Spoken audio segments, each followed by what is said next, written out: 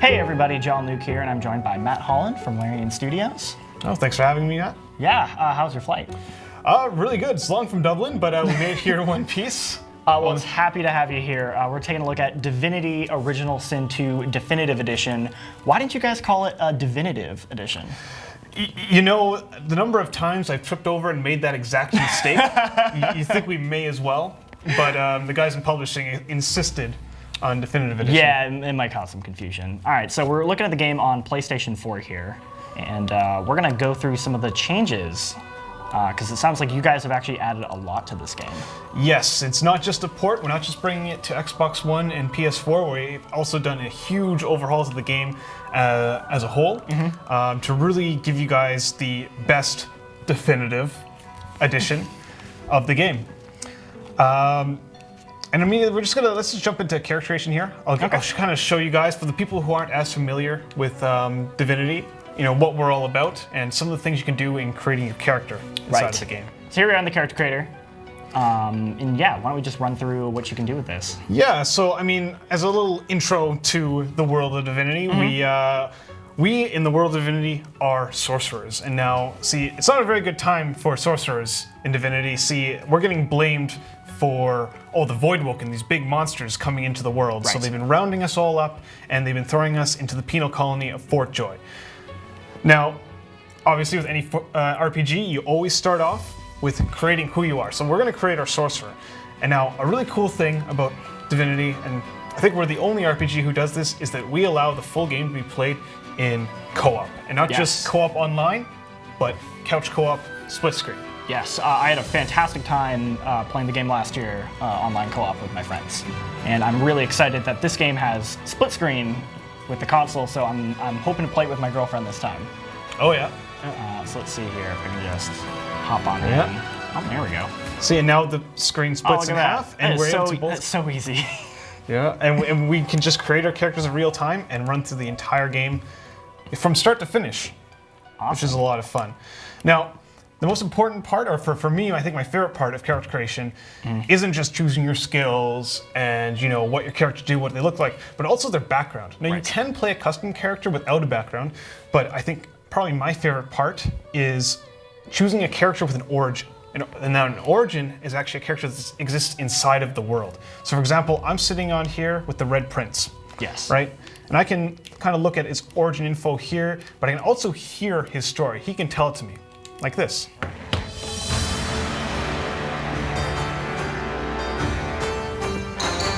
Famed, of course, for my unique red skin and unparalleled skills as a general of the House of War, I, the Red Prince, was raised within the vast palaces of the fabled Forbidden City. I was destined to become the next emperor. But my ambitions suffered a bit of a setback when I fell from grace for cavorting with demons.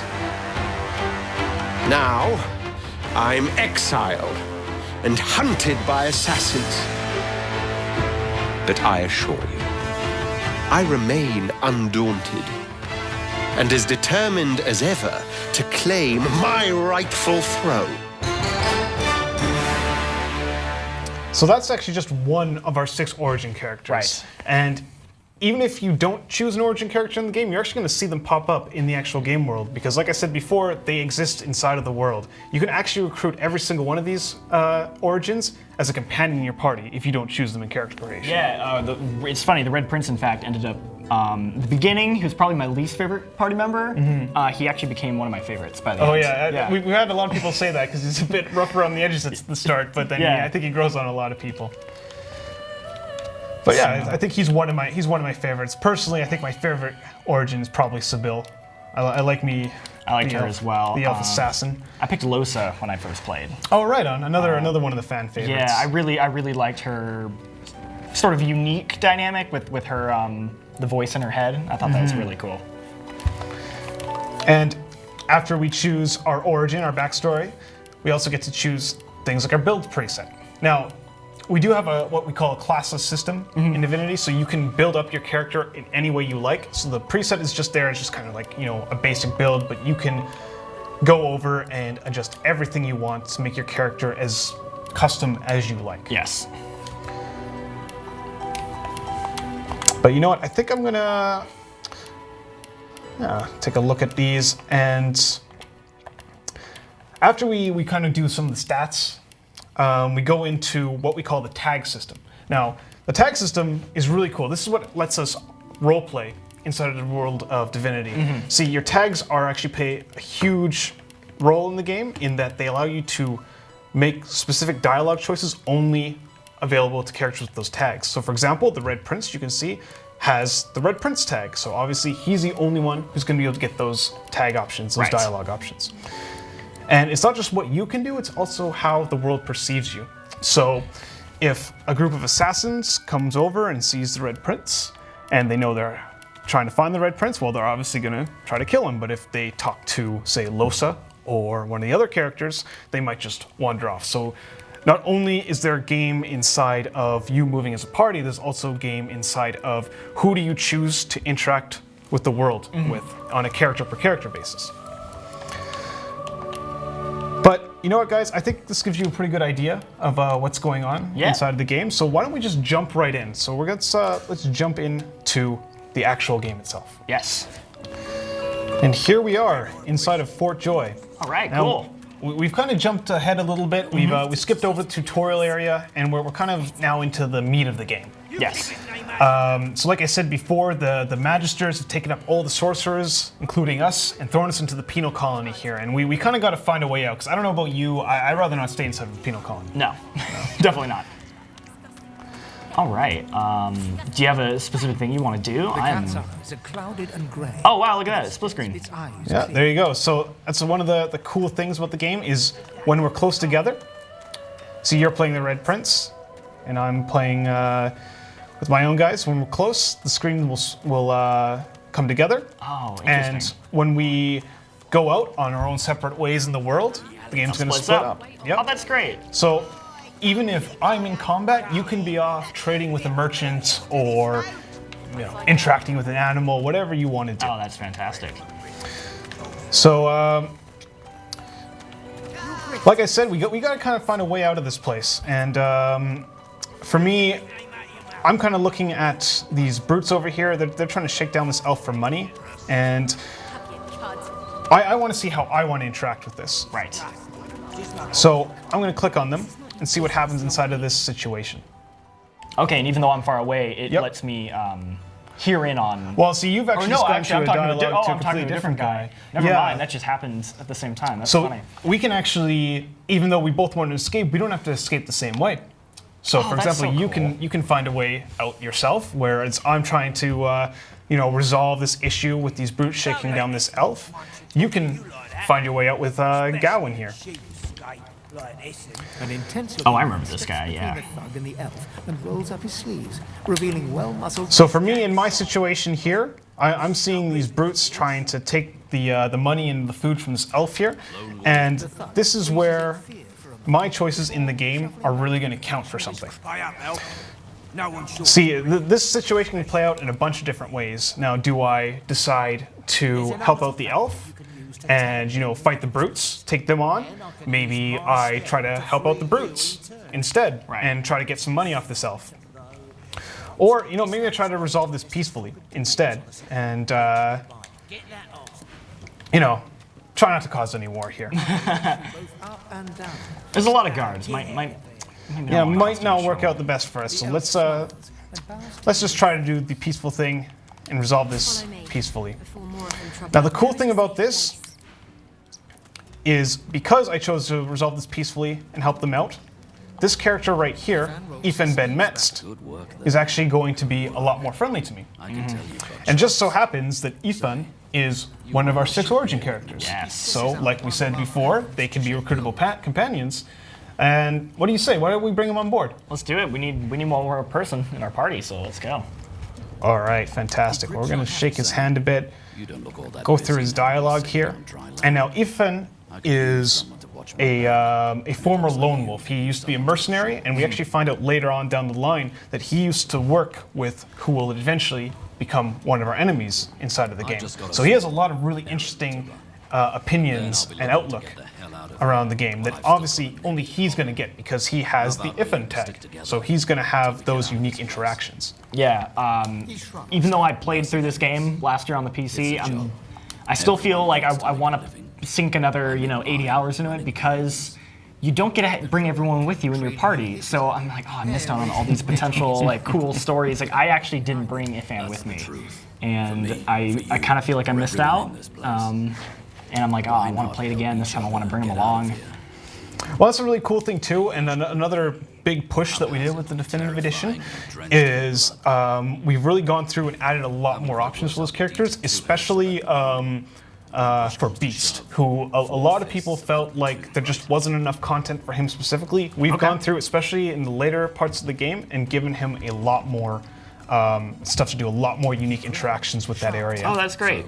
Before we hit the road, survival. And now another one of those things that really missed me with some RPGs is maybe I like the character, but they don't fit the right role in my RPG party. I really like this guy, but I need a mage and he's a fighter, right?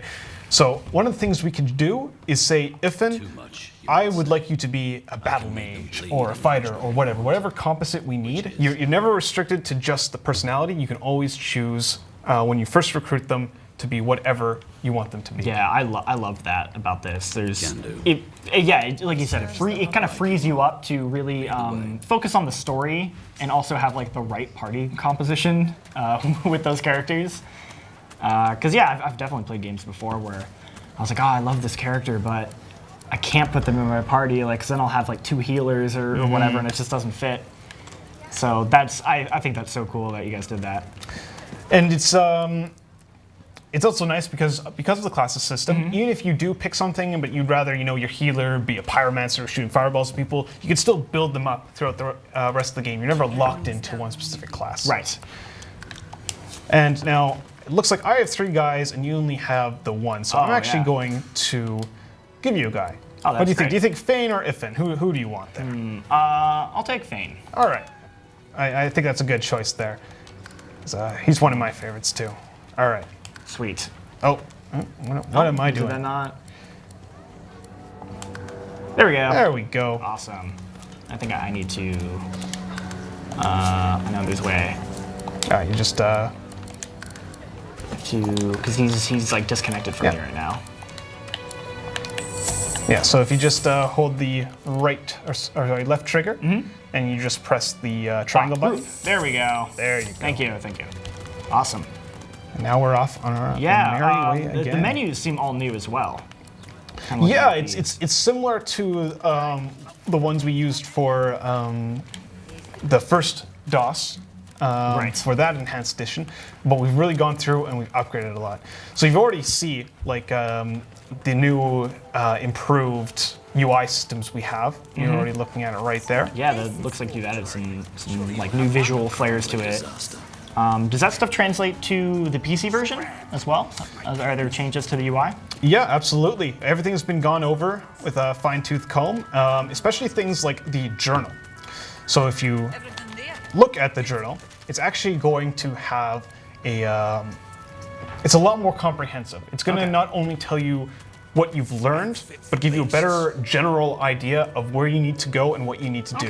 Now, this is kind of a hard thing for us because we didn't want it to be too hand-holdy, right? We still want you to have that authentic RPG experience. We don't want to tell you exactly where to go, what to do. We want you to be able to find your own way and let you role-play the way you want to do it. Yeah, no, that's something I really liked about the journal in the game was that it wasn't there to exactly like tell you, go to this waypoint, click on this, and that's how you beat the quest, because, these quests are very open-ended.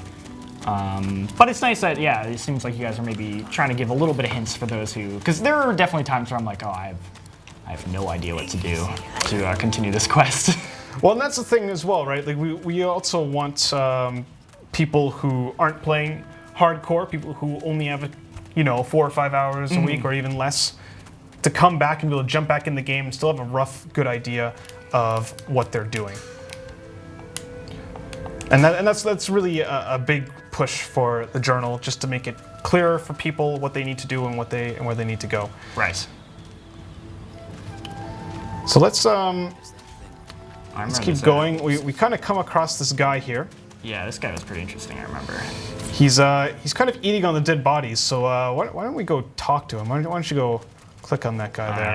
I'll talk to him. I'll be the one. Creature heaves through lips gummed with human I'm going to join in. See, even though we're playing separately, I can still join in on your conversation by listening. By listening, Now yes. I get to see what's going on with you and your decisions. quite lost. Yeah, that was a really fun thing playing co-op with friends, would be they're the ones making the decision, and you could like, you know, we're talking over voice chat, and you can tell them like, do this or do that, but like, they're the ones who makes the decision, and if they're like, well, no, I think my character would do this, and I was like, no! But I love that. I think it feels like a D&D game in that sense. Well, and that's what we're ultimately striving for at Larian, is to make a pen and paper experience in a video game. And so if you want to, you know, do what you think your character would do if you're role-playing, if you want to play the Red Prince, you can role-play the Red Prince. If you want to do what you want to do as a person, you can do that as well. It's all up to you. Now, so I guess it's what? Is it my turn first? Yep. It looks like it You're is. going All first. right. So this is our first little combat here in the game. Now, if you're new to Divinity, you're going to notice that the game's kind of changed now. We've gone to turn-based mode. So while you're interacting with the world, you are in real time, but once we get to combat, then the game stops, and you get to interact inside of your own turn. See, now my turn's done, and now it's the enemy's turn, and he's a pretty powerful enemy. Yeah, we need to get away from him. Yeah. Next, it's your turn. Okay, so do I need to heal anyone? Okay, maybe. Looks like I'm okay. All right. Oh, I need to get a little closer.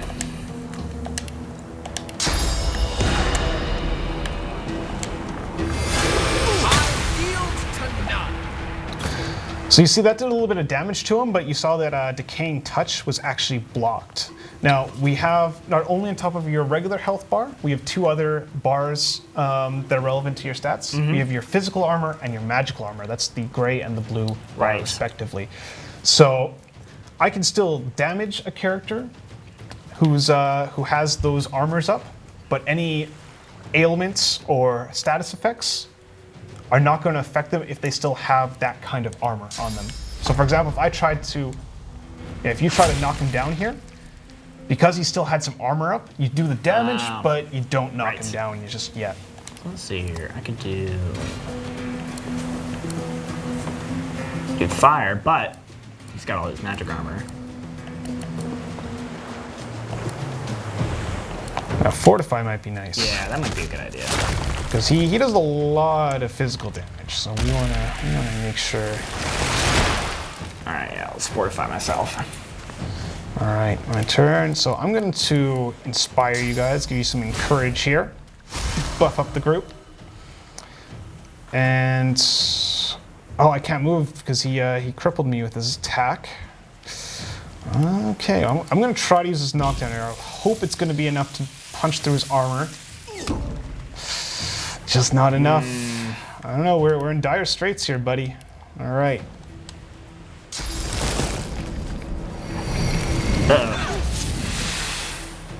Oh no. Are we on fire? Doesn't look like anyone's on fire yet. No, not yet. But if you know Divinity, you know how fast things just seem to catch on fire. Just catches, yeah, everywhere. It's ridiculous. Now, luckily, his physical armor is gone now. Let's see. Well, I could do.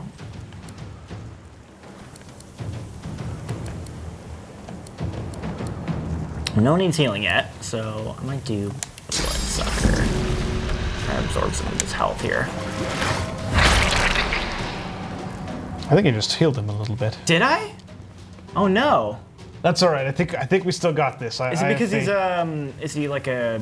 Oh no, he's not undead though. Is he? I think it's the skill he does. It sucks up all the blood around him and heals him. Oh no! I didn't even think of that. That's all right. We're just making him overconfident here, right? Yeah, exactly. It's, Yeah, totally. It's the fake out. It's the long game we got here. I'm just gonna hit him.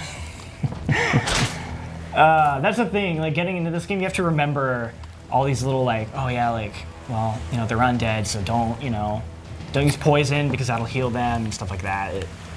There's a lot of systems to this game, and it's really fun trying to like figure out how they all interact with each other. And that's a big thing, is trying to design a game inside of so many systems, right? Because every action that you do, every time you're trying to design one of these situations, you have to take into account all the different ways a player can interact with it themselves. So, you know, if you're trying to save an NPC from, you know, a cell, it's not just you being able to find the key and unlock the key. You have things like a teleport spell, so you can teleport them out of the cell. Right. So you always got to be extra aware of the other ways players can cheat the system. Get a ring. I found something. I remember this ring's pretty good because it gives you free restoration. That's pretty good, yeah, especially for early in the game. You really want those nice heals. Now see, I just found the secret here. Because my character has really high wits, I was able to spot this dirt pile. Okay. Now we can actually dig away here, and let's see what we find. Would you look at that? Ooh. It's a little hatch. Do you think we can go in? You think Oh, we yeah. decide, Let's do it. maybe it even finds us a way out. I remember there being so many different ways to go out. Like we hit a point when we were playing where we found a way out of Fort Joy, and then we're like, well, I feel like we haven't explored everything. Let's go back and like check. And then we found like 3 more ways to get out, and we were like, okay, well, which one should we take now? And it was I love the amount of options this game presents. Well, you know, the funny thing about that is, and we definitely designed this whole area about trying to find, give the player his chance to find his own way out. But the funny thing is, once we launched on Early Access, we actually found players who were finding unintended ways out. Oh, really? Like just ways that we didn't even see. But because of the systemics we talked about, there are always ways to kind of cheat the system just a little bit. And obviously, we're not going to patch that. We want the players to cheat the system. We want you to find your own way. What was an example? Like, were people using teleport or? Yeah, there were a lot of ones with teleport where they would find just a little patch of area where they could teleport their guy to, and then they use that as a way out. I remember you can talk to the slug if we had a pet pal, but I don't think anyone in our party. Let's see, maybe. Does Ifan have it? I want to maybe. No, no one has it. That's too bad. Aw, bummer. That's all right though. So now coming up here. Oh. Is another little situation that gives us a lot of opportunity to display how we want to interact with the game. Okay. The fiery slime creature looms Is the fire imperiously slugs. over you and utters a questioning gurgle. So, like you said before, we don't have Pet Pal. Now, if we did have Pet Pal, The slime beast it's just a skill that allows you to talk to any animal in the game, or in this case, a fire slug. Highly useful. Very Recommend useful, it. but unfortunately, we did not. No, we did not pick it. But that's all right. The slime beast. I don't think she's going to be too happy with us here, and we get into a bit of a fight. Bummer. Now, I think we're a bit underleveled for this fight, Uh-oh. but Maybe we can we make can it try. happen. We can try our best. We can try and make it happen here. All right. Well, I got a water balloon, and someone's on be fire, useful. so why don't we start with that? Also, that'll get fire slug wet, which I assume will help out. And that's another cool thing we have in the game that new people to the series will notice is that our services that you find in the game are completely systemic.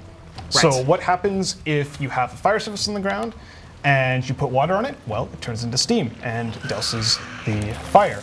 What happens if you put electricity onto that water surface you just made? Well, it does electrified water, and then when you walk on that, you get stunned. And you can keep on going through this loop infinitely. You can keep on interacting with those surfaces. And this gets really interesting when later on in the game you come across skills like Curse and Bless. So we have another systemic in the game that allows you to make cursed and blessed variants of all those surfaces. Right. So you have so many different options, so many different ways to interact with the environment. It's not just about who does the most damage in combat. It's about who uses the environment to the most effect. I loved going on Reddit. You just find people who would mention all these crazy things that was like so cool, of like combinations of like, oh, do you know you can combine this spell and this spell? I remember somebody mentioned to me how when you're in a dungeon and there's a torch, if you shoot an arrow through it, it would light on fire. And I was like, what? Like you can do that? Like there's just all these little things that you could do. That was crazy. Yeah, I would like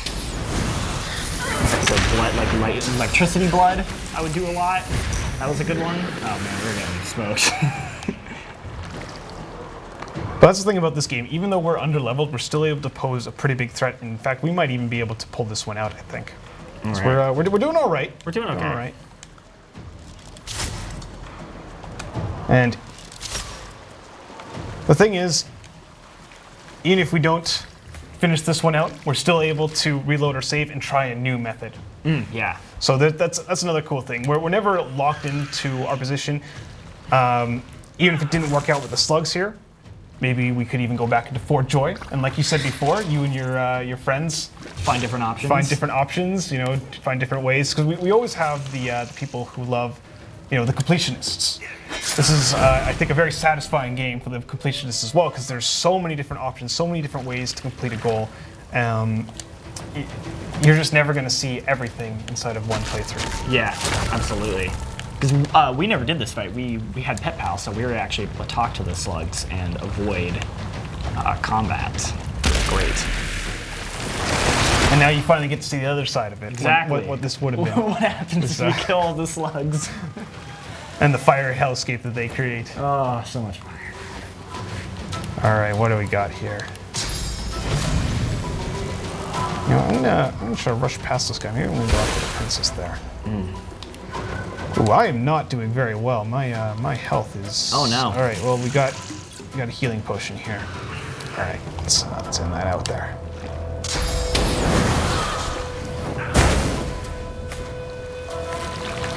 All right, back to me here.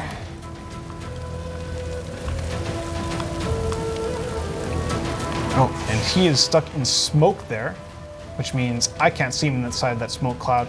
See, that's another, like I said before, all the surfaces are bound by systemics. So Right. eventually, fire is going to burn out, and that turns into smoke. I'm gonna just give us guys a buff again. You know, I think my favorite little trick I learned is you could take nails and you could combine them with your shoes, so you could walk on ice and you wouldn't slip. I thought that was so clever. Did you guys did you guys just like brainstorm like all the like different like crazy like what if people want to combine this with this and like how would that affect like? Well, it comes a lot more natural than that. It's not, we don't just take an asset like nails and say, what can we do with the nails? We kind of play the game and we say, oh, wouldn't it be cool? While in the middle of a play session, we'll come up with these cool, crazy ideas that come out of nowhere. And then implement it. Somebody implements it, and then it's just a thing from then until the end of time. That's so cool. All right, is this slug still alive? I think that one's dead. Okay, that slug's dead, yes. But there is one near you there. I think in the smoke. There he is. Yep. Let's see. Can I hit him from here? Ah, I gotta move a little forward.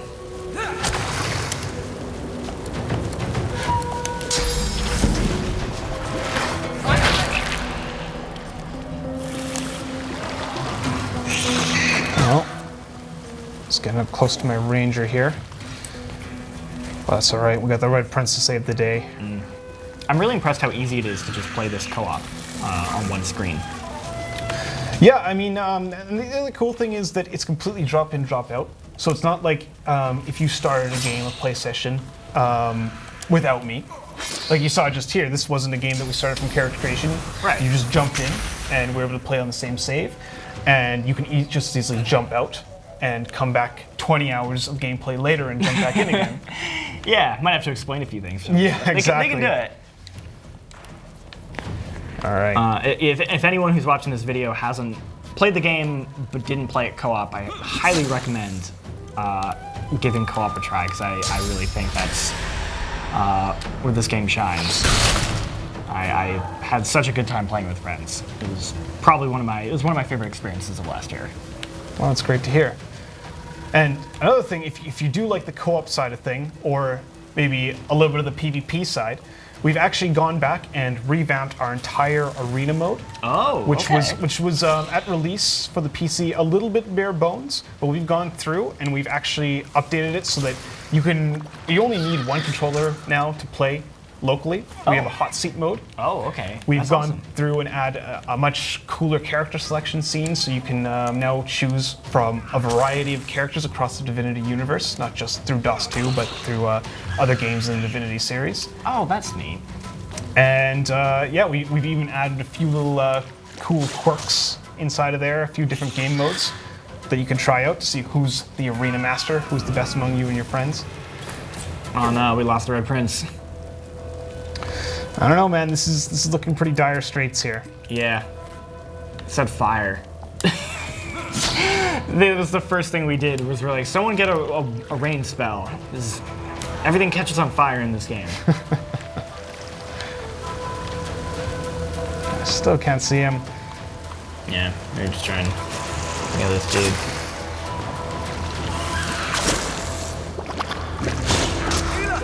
Man, what level are these guys? I think these are level 3. Oh, yeah, Now, we're like level 1 or 2.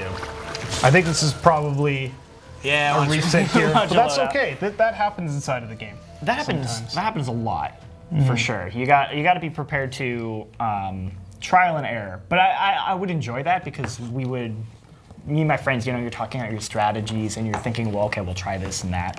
But then when you fail, it becomes this learning experience of, well, that didn't work.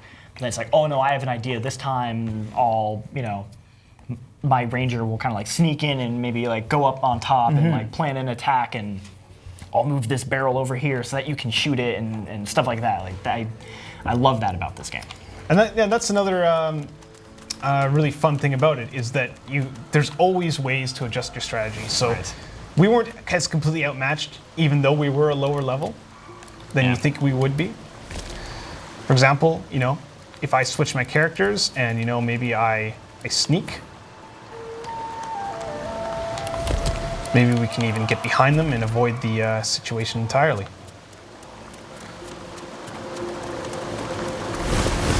Oh. I think one of the slugs spot you, but Yeah, that's all right. I'm As okay. long as I'll wait a sec. I'll see what you're. I'm gonna move up these vines very sneakily as a rock. I love that. No one suspects. Oh, that's so good.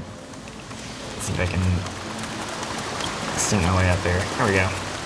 It's all right. It's only the queen who's going to address us, so she's the only one that we need to We just worry gotta about. avoid her.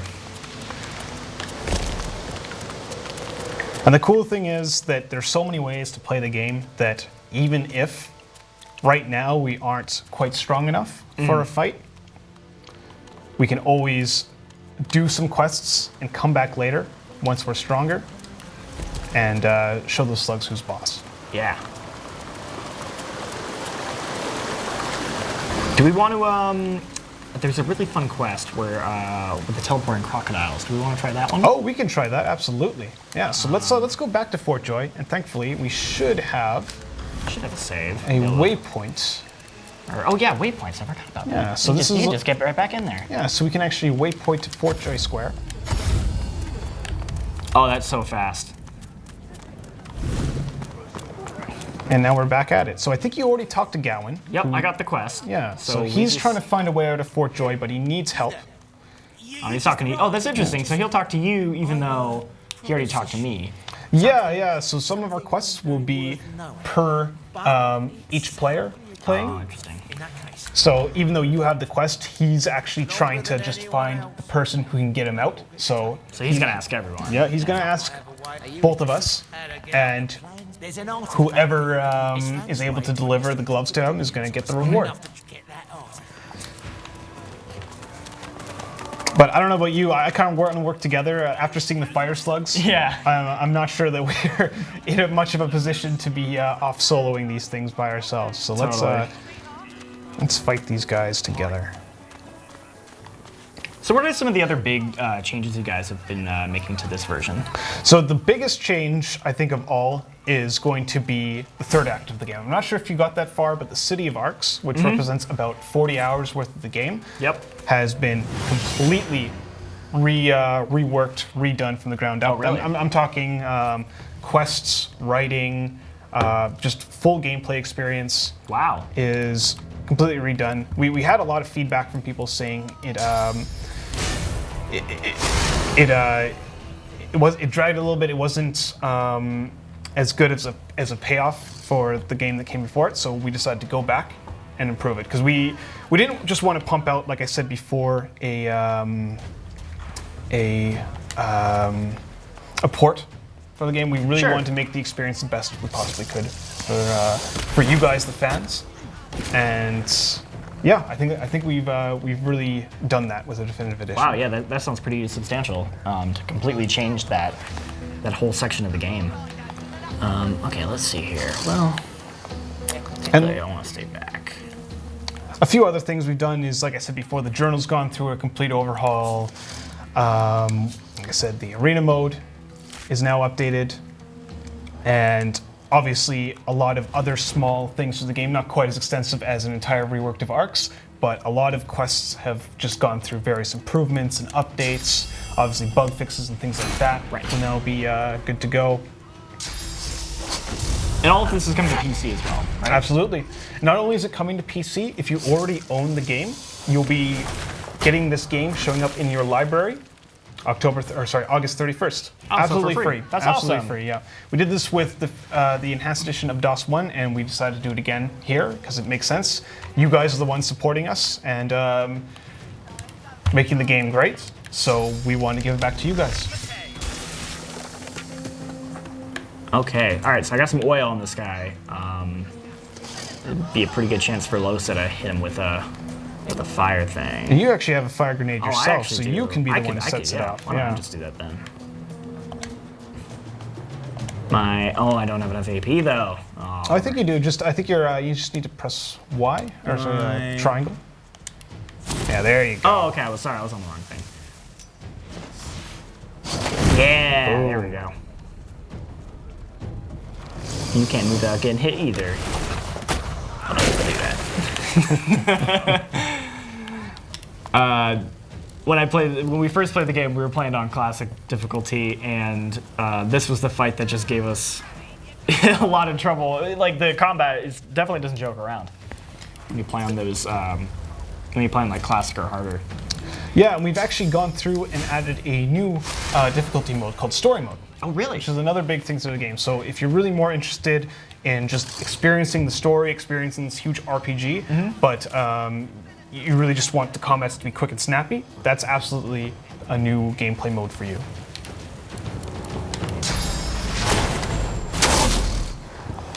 I love when games give just as many options as possible for players, because it's like there are some people who just really want the narrative and love the characters, but maybe the combat's just not for them. That's awesome that you guys are providing that.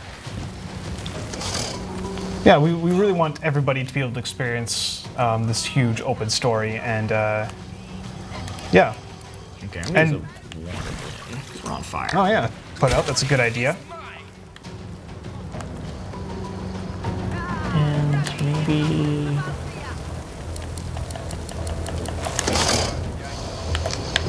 We're doing a lot better in this one, huh? We are. We're definitely doing a lot better. Okay. A little bit, but not much. Oh. That was weird. I'll tell you later. I think you attacked the ground there. Attacked the That's all ground? right. No, I was trying to move. I think we're up ahead enough in this one. In fact, I think you got a good line up there for a battle stomp. Get those guys down. Yeah. Oh yeah, I can get both of them. Oh, Nice. Fantastic. Can I get up and hit this guy? Not quite enough AP. No. That's all right. That's okay. I'll just get up close to him for next time.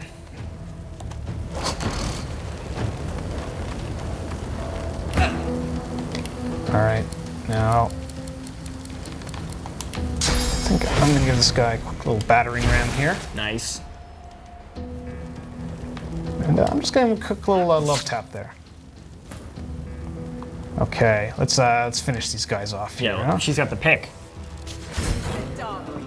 That's 1. That's 2. Everyone does Oh, all the hard work boy. and she just picks them off. All right, and so this is the guy. Who's That's the still last guy alive here. Let's see if I can. Can I get him with the decaying touch? Ah, so We need close. a little closer. There we go.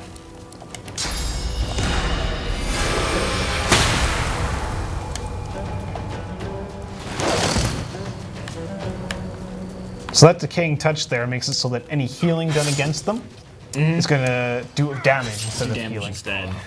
Which makes it similar to Undead, who have a unique mechanic in our game where if you heal them, they take damage, but if they're poisoned, they actually heal from that. So it makes a very unique experience. And that's another thing you can do inside of character creation is choose to play as an Undead. But obviously, what's going to happen if you go into the middle of a crowded town square and take off your mask? Well, they're going to freak out a bit and going to call the guards. So when I played, we would like get to the Fort Joy, and then immediately everyone would just start attacking us. We're like, why is everyone attacking us? And it's because my brother was playing Fane, and we're like, well, what do we? Okay, well, like you just stand over there, and maybe we'll play a little bit, and then but then it's like, well, that's boring. And then we figured out if you put a bucket on his head, you can walk around and no one notices. So he just played the first 5 hours of the game with a bucket on his head. And You guys thought it was a magical bucket that limited people. just no one notices, or no one seems concerned that there's a guy with a bucket on his head.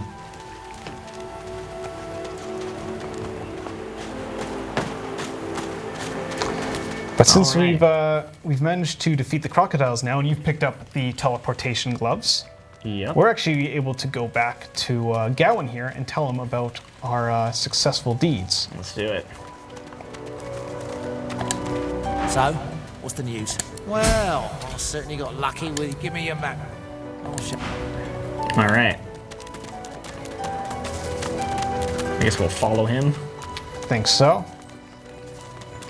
See this quest through.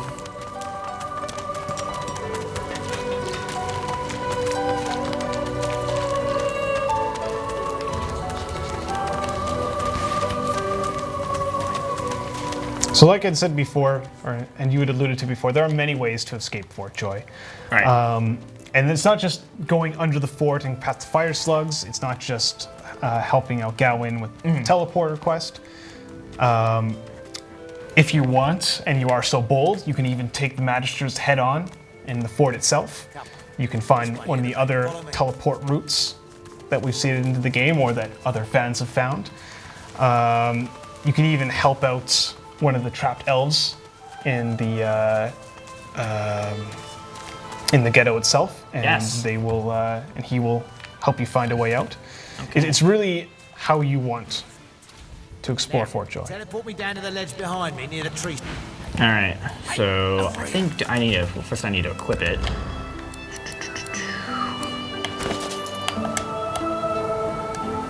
And they're gloves, right? Yes. So right there. Yes. Gloves for teleportation. All right. So now you see that the gloves have given you a skill. All It's a right. very fun skill to play with. Oh, So that's Fane you got there. Whoop. And you could teleport him down. Yeah, I but, could teleport him too. There we go. And he wants me to teleport him right I here. think he wants you to teleport him onto the ledge on the side there. Over here. Right there. Yeah. Oh, okay. Now, come towards me. I'll teleport you down. I just need to see you clearly. Come close to the edge as you can, friend. Now he's gonna teleport you down. Simply perfect. Now, teleport me to that mossy rock across the gulch, just by the torch. You're almost All there. right. And we've almost come to freedom. Which means, He wants to go right here. yeah, he wants to go right there. Once he's there,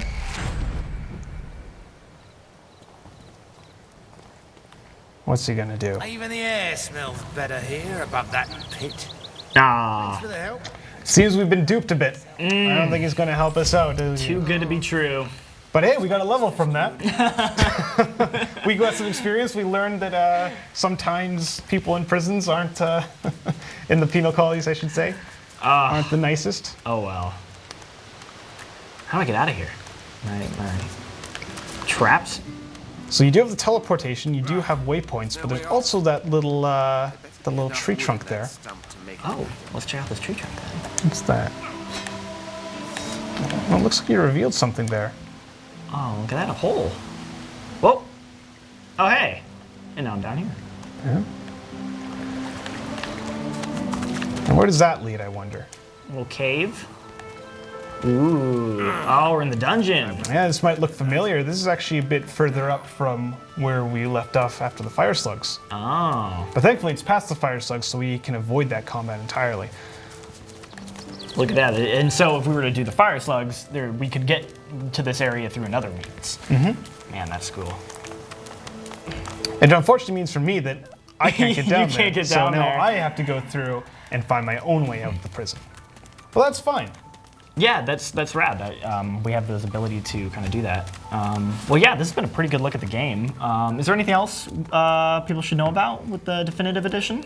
Well, it's going to be hitting Xbox One, PS4, and PC coming August 31st. And not only that, if you've already picked up the game on Xbox One or PS4, you can already start playing the entire first act of the game. So what we're playing right here, right now, is fully available to you to test out and play yourself. And then once it does go live on the 31st, keep on playing with that save. It's not invalidated. Keep on going through and continue your entire adventure. Well, rad. That is awesome. Cool. All right. Well, thank you for joining me and showing off the game. It was really great to have you. Thank you very much for having me. It's always great to show off the game. Yeah, I mean, give you guys a little teaser. You know, I mentioned before, this is one of my favorite games of last year, and I'm really glad that more people have a chance to check it out, and that you've been making all these wonderful changes for the fans. That is absolutely fantastic. So yeah, thanks for joining, and for all things Divinity Original Sin 2, stay tuned to GameSpot.